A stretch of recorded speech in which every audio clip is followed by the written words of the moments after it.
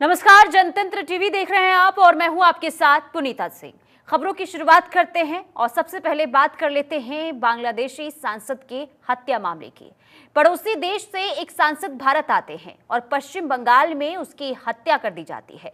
आरोपियों ने सांसद की हत्या कर शव के टुकड़ों को ठिकाने लगाया और सब बेखबर रहे। कैसे सांसद की सुपारी देकर भारत में मौत की घाट उतार दिया गया है, दिखाते हैं आपको पूरी कहानी इस रिपोर्ट के जरिए। भारत में विदेशी नेता की हुई हत्या, बदला या फिर कोई बड़ा षड्यंत्र। हत्या के बाद सांसद के शव के किए टुकड़े। अब तक नहीं पता चला सांसद का शव कहां। बांग्लादेश से भारत आए सांसद की कोलकाता में हत्या कर दी गई।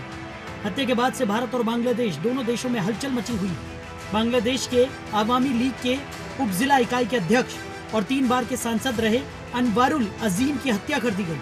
दिल्ली स्थित बांग्लादेश दूतावास में बांग्लादेश के प्रेस मंत्री शाबान महमूद ने कहा कि भारत हमारा पुराना और भरोसेमंद मित्र देश है और हम भारतीय अधिकारियों से अधिक जानकारी की उम्मीद कर रहे हैं।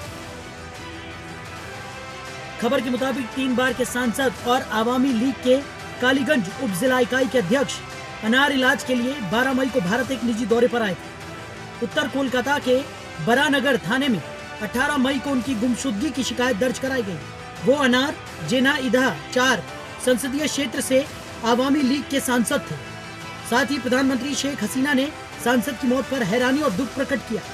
आपको बता दें कि कोलकाता में मृत मिले बांग्लादेश के सांसद अनवारुल अजीम की हत्या सुपारी देकर कराई गई। अनवारुल अजीम की हत्या कोलकाता के एक फ्लैट में हुई और अब तक मिली जानकारी के मुताबिक यही पता चला है कि हत्या में शामिल सभी लोग बांग्लादेशी थे और उनको इसके लिए 5 करोड़ टका की सुपारी दी गई थी। इस मामले में ढाका पुलिस ने 3 संदिग्धों को गिरफ्तार किया है।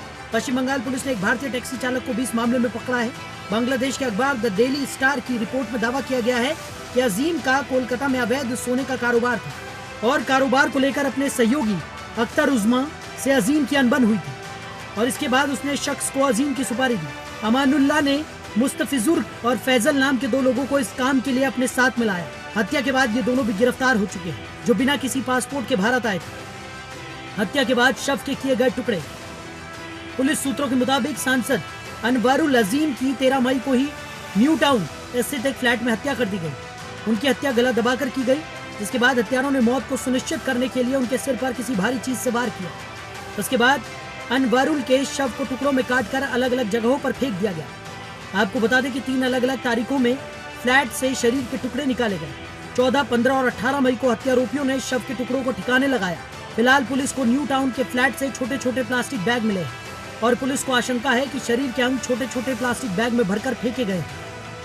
हत्या की पुष्टि, शव बरामद नहीं। 12 मई को कोलकाता के दौरे के दौरान सांसद मोहम्मद अनवारुल अजीम अनवर पारिवारिक मित्र के घर पर रुके और बाद में ये कहकर वहां से निकले कि वो डॉक्टर के पास जा रहे हैं। इसके बाद वो वापस नहीं लौटे और इसके बाद अजीम के गायब होने और फिर उनकी हत्या की बात सामने आई। हत्या की घोषणा की कुछ देर बाद पश्चिम बंगाल पुलिस ने सांसद की हत्या की जांच सीआईडी को सौंप दी। हत्या की घटना पर आईजी अखिलेश चतुर्वेदी ने कहा कि पुलिस के पास पुख्ता जानकारी है कि अनवर की हत्या की गई है। फिलहाल बांग्लादेशी सांसद का शव बरामद नहीं किया जा सका है। फ्लैट में अकेले नहीं थे सांसद। वहीं पुलिस सूत्रों ने हत्या को लेकर एक अहम खुलासा भी किया है। पुलिस सूत्रों का कहना है कि जब अनवर ने अपार्टमेंट में एंट्री की थी तो उसके साथ 2 पुरुष और 1 महिला भी थी, जबकि सीसीटीवी फुटेज से पता चला है कि अज्ञात पुरुष और महिला 15 मई से 17 मई के बीच कई बार फ्लैट से बाहर निकले, लेकिन सांसद इनमें नहीं दिखे। पुलिस ने यह भी जानकारी दी कि सांसद के साथ फ्लैट में गए 3 लोगों में से कम 2 लोग बाद में बांग्लादेश लौट गए। क्यों निशाने पर अनवर? अपराधिक गतिविधियों के लिए बदनाम जैनेदाह बॉर्डर के पास गृहनगर। मोहम्मद अनवारुल अजीम की छवि भी दागदार रही। 2008 में अजीम वांछित व्यक्तियों की इंटरपोल सूची में था। 2000 और 2008 के बीच वो 21 मामलों में आरोपी बना। अनवारुल पर हत्या के 3 मामले भी दर्ज थे। कई आपराधिक गतिविधियों में शामिल बांग्लादेशी सांसद की हत्या को लेकर जांच की जा रही है, लेकिन इस बीच अटकलें ये भी है कि हत्या के पीछे कारोबारी मतभेद हत्या का प्रमुख कारण हो सकता है।